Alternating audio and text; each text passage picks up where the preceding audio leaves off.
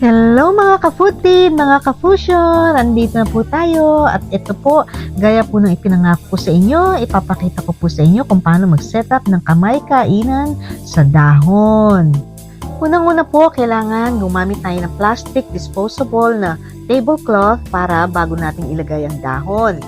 At pagkatapos po niyan, syempre kailangan planuhin nyo kung paano nyo isi-set up or i-spread out ang inyong mga ulam, mga pagkain, ganun. Syempre dapat kasama na dyan kung ano yung mga iinumin ninyo, tsaka yung mga gulay, prutas, pang dessert para hindi na patayo-tayo, masarap lahat nakaupo habang nagkukwentuhan.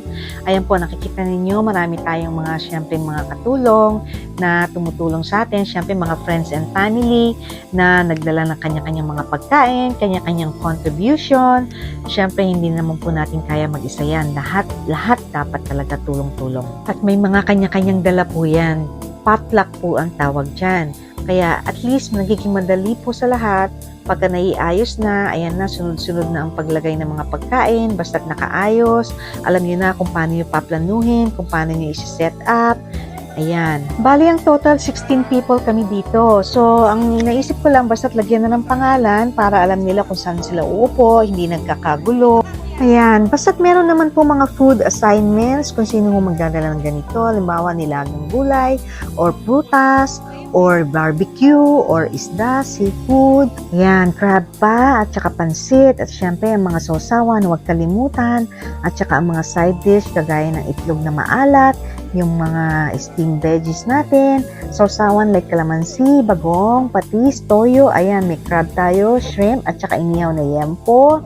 Siyempre, mas masarap pag mas madami, pero kung hindi naman po kaya at hindi afford, wala pong problema. 3 o 4 na ulam lang, basta't kompleto, masayang pamilya, sama-sama, kwentuhan, napakasarap po at napakasaya, di po ba? Para naman dun sa iba na nag-iisip, napakarami namang pagkain yan. Siyempre po, hindi naman po namin sila nauubos lahat.